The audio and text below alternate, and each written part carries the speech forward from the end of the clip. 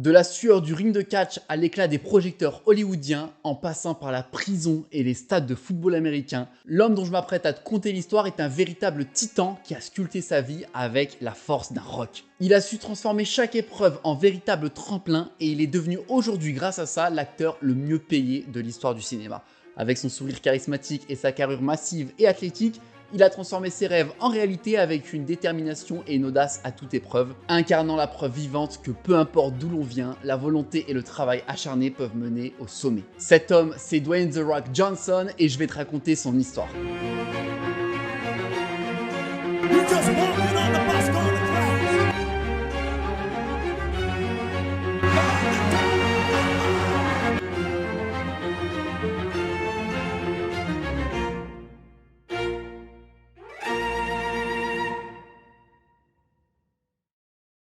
Voici Hayward, en Californie. C'est là que notre histoire commence, le 2 mai 1972, le jour où un certain Dwayne Douglas Johnson voit le jour.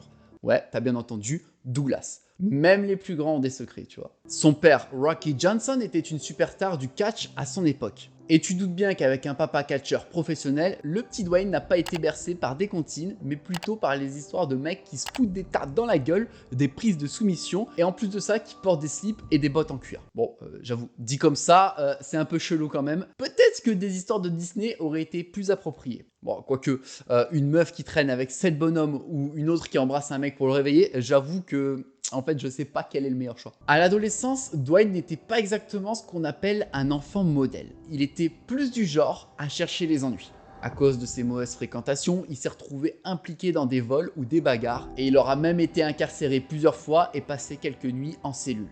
Oui, tu as bien entendu, The Rock était un vrai petit caïd. Paradoxalement, quelques années plus tard, il étudiera la criminologie pour pouvoir entrer dans la CIA. Le problème, c'est que l'école, c'était pas vraiment son truc.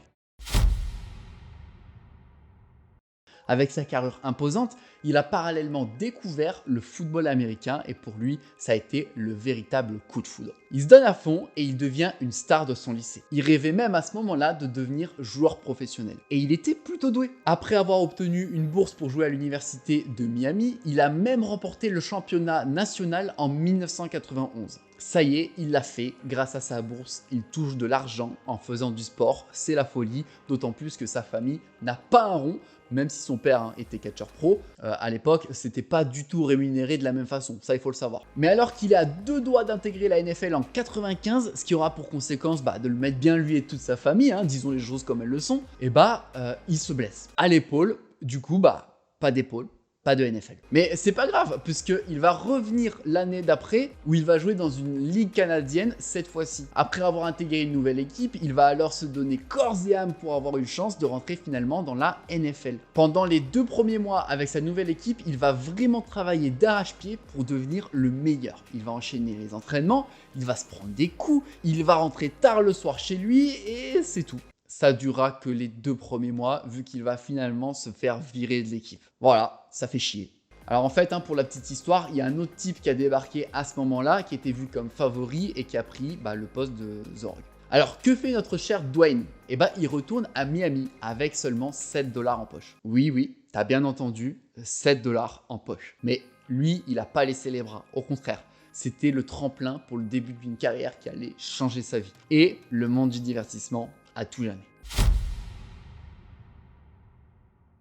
Voyant son père et son grand-père évoluer dans une carrière de catcheur, il a décidé de le devenir à son tour. À la suite de cette annonce, son père décide de le former en l'avertissant qu'il ne compte pas l'aider dans la suite de sa carrière. Ok, super cool. Donc en gros, c'est je te montre les bases, ensuite tu te démerdes quoi. Bref.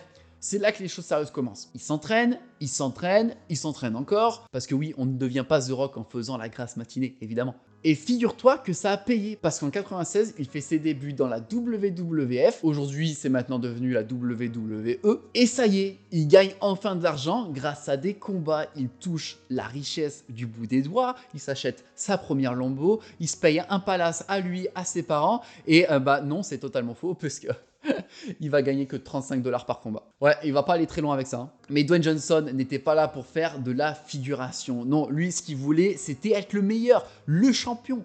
Et il a réussi. Il est rapidement devenu l'une des plus grandes stars de la WWF. Son charisme, sa force, son talent, toute y était. Il était comme un chef d'orchestre, mais au lieu de diriger des musiciens, il dirigeait la foule. Alors, petite anecdote, avant d'être connu sous le nom de The Rock, Dwayne Johnson avait un autre nom de scène. Quand il a fait ses débuts en 96, il a commencé à utiliser le nom de Rocky Maivia, qui est un mélange des noms de son grand-père et de son père. Ce nom rendait hommage à la fois à son héritage familial et à la tradition de la lutte. Il n'est devenu que The Rock en 97 lorsqu'il a changé son personnage pour adopter une attitude un peu plus audacieuse et plus assurée. Et c'est resté The Rock par rapport à son père, lui par contre qui s'appelle Rocky. Mais The Rock n'était pas seulement un catcheur, il était désormais une superstar. Avec son charisme hors du commun et ses compétences au micro, il a vraiment révolutionné la WWE. Ses rivalités avec Stone Cold Steve Austin, Triple H ou encore John Cena sont devenues des légendes de la WWE. Chaque fois qu'il entrait dans le ring, tu pouvais être sûr qu'il allait offrir un spectacle incroyable. Et que dire de son incroyable finisher, le Rock Bottom, devenu culte, qu'on retrouvera d'ailleurs même à l'écran au cinéma des années plus tard, comme pour lui faire un gentil petit clin d'œil. Et ce n'était pas seulement dans le ring qu'il brillait, même au micro, il était tout aussi impressionnant avec certaines de ses punchlines devenues cultes, comme If you smell what the rock's cooking, qui veut dire est-ce que vous sentez ce que le rock mijote, ou encore, je te la fais en français, ça sera plus simple, je vais prendre cette chose en désignant un objet, le lustrer, le retourner et le fourrer directement dans le fond de ton fion de poule mouillée. C'est un tueur. Bref, il savait comment captiver l'audience. Grâce à son talent, il a remporté de nombreux titres de la WWE, devenant l'un des catcheurs les plus décorés de l'histoire de la fédération. Il était incontestablement le sommet du monde du catch.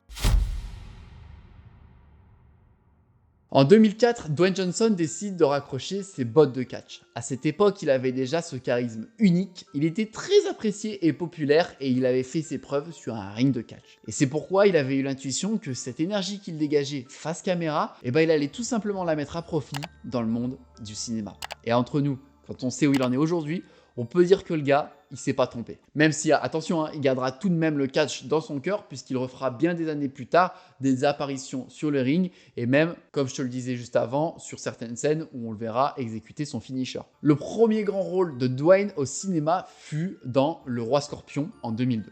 D'ailleurs, petite anecdote amusante, le personnage du Roi Scorpion est apparu pour la première fois dans Le Retour de la momie, où il n'était pas grand chose de plus qu'un méchant en image de synthèse.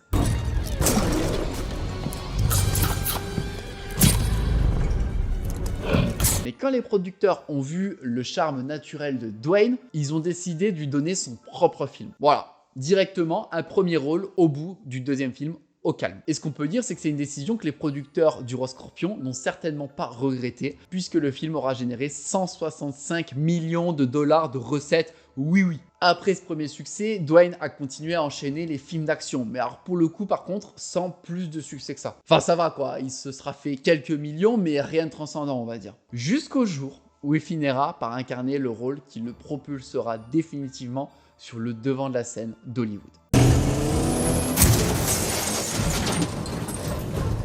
À ta place, j'aurais pas fait ça. J'ai mis du temps à trouver l'émetteur. Pour localiser le récepteur aussi. Dégrayé, Toretto. C'est en 2011, avec Fast and Furious 5, que sa carrière a littéralement décollé.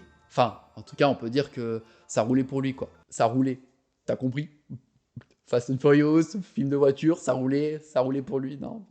Bref, il y joue Luke Hobbs, un agent fédéral coriace qui n'a peur de rien, pas même de Dominic Toretto et de toute sa famille, parce que oui, rien n'est plus important que la famille. Le succès du film a été tel que le personnage de Hobbs a eu droit à son propre spin-off, Hobbs & Shaw, aux côtés de Jason Statham. D'ailleurs, j'ai une anecdote bien croustillante en rapport avec Fast and Furious, Dwayne Johnson et Vin Diesel. Je te raconterai ça juste après, crois-moi, ça vaut le coup de rester. Bref, ce personnage d'agent Hobbs l'aura littéralement propulsé sur les devants de la scène puisqu'il aura incarné par la suite un tas de rôles principaux dans des blockbusters à budget faramineux comme Rampage, San Andreas, Hercule ou plus récemment Black Adam. Ou d'ailleurs, entre parenthèses, il a eu, je pense, probablement son meilleur physique. Ce qui fait qu'en 2020, il est devenu l'acteur le mieux payé d'Hollywood avec des revenus estimés à 87,5 millions de dollars. T'as bien entendu, 87,5 millions, c'est dérisoire. Bon, après, c'est bien beau tout ça. On a compris que le gars, c'était un super catcheur et un super acteur en plus de ça. Mais ça fait pas tout.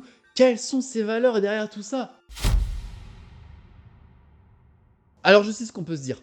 Oui, encore un acteur qui se prend pas pour de la merde à être payé des millions. Le mec qui se la raconte à rouler dans des bagnoles de luxe, à exposer sa vie sur les réseaux. C'est sûr, il fait genre d'être super sympa devant la caméra, mais en fait, il doit être prétentieux et il doit avoir un ego surdimensionné. Et bah, figure-toi que Dwayne Johnson a créé la Dwayne Johnson Rock Foundation en 2006. C'est une organisation caritative qui a pour objectif d'améliorer la vie des enfants qui sont physiquement handicapés ou hospitalisés. Donc ça fait plaisir de voir qu'un mec brasse des millions comme ça et qu'il en use une partie pour aider les autres. Et d'ailleurs, il faut savoir qu'il s'est pas fait uniquement de l'argent en tournant dans des films, puisqu'il s'avère que The Rock est aussi un incroyable businessman avant tout.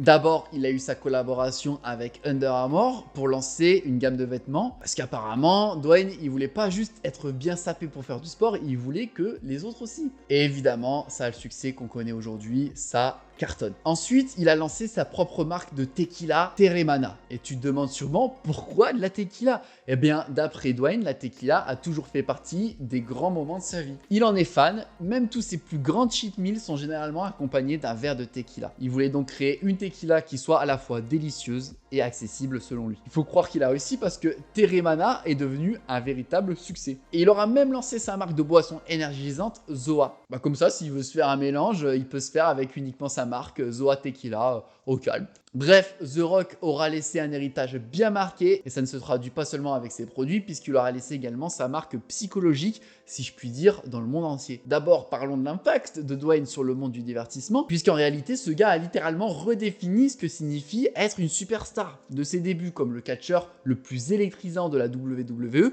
à son ascension en tant que l'un des acteurs les plus rentables d'Hollywood, Dwayne a ouvert la voie à une toute nouvelle catégorie de héros d'action, les gros bras sympathiques. Alors c'était plus ou moins déjà le cas avec Schwarzy et Stallone, mais The Rock aura été le véritable coup de grâce, ce qui fait que de plus en plus de catcheurs ultra musclés obtiennent véritablement de vrais grands rôles sur grand écran. Je pense notamment à John Cena ou à Batista par exemple. Et il ne s'est pas arrêté là. Il a prouvé qu'un catcheur pouvait aussi être un acteur comique, un héros de film d'animation et même un producteur de télévision. Je pense notamment à The Titan Games qu'il aura créé en 2019 où le but est de faire s'affronter en duel sur des épreuves des athlètes aux carrures impressionnante. Et mine de rien, faut dire ce qui est, ce genre d'émission, ça motive, ça donne envie de se bouger, de se mettre en forme et d'avoir un mode de vie sain. Ensuite, il y a son influence dans le monde de la musculation, notamment avec son film No Pain No Gain, une des références cinématographiques de tout go muscu qui se respecte, où on a pu voir The Rock en tant que bodybuilder.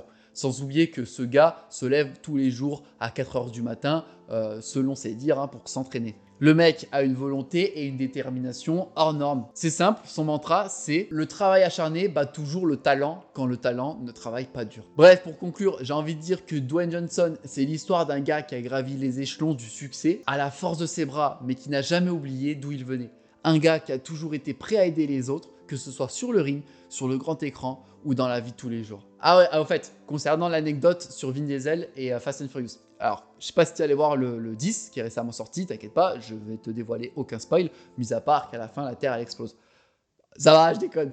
Non, plus sérieusement, si tu as vu le film, tu t'es peut-être demandé où était passé l'agent Hobbs interprété par Dwayne Johnson. Parce que oui, il est absent du casting dans cet opus. Et bah figure-toi qu'il s'avère qu'il y a des différends entre Vin Diesel et The Rock et qu'ils ne s'entendent pas très bien. Alors, on sait pas trop pourquoi. Apparemment, d'après Dwayne Johnson, Vin Diesel serait un peu trop prétentieux sur le plateau et il voudrait imposer un peu trop sa vision des choses, ce qui ne plaît pas forcément à The Rock. Et du côté de Vin Diesel, il semblerait qu'il y aurait un peu de jalousie sur le fait que le personnage de l'agent Hobbs attire plus l'attention que Dominic Toretto au final. Bref, il semble y avoir pas mal de tensions entre les deux et c'est pour cette raison que Dwayne Johnson a tout simplement refusé de jouer dans le dernier Fast and Furious. Tension qui était déjà bien présente puisque dans le 8e épisode, il n'y aura aucune scène où les deux acteurs jouent ensemble. Bon, même si ça s'était légèrement apaisé par la suite dans le 9. Mais ensuite, c'est reparti en couille. Voilà, ça c'était pour la petite anecdote bien croustillante. Bon voilà,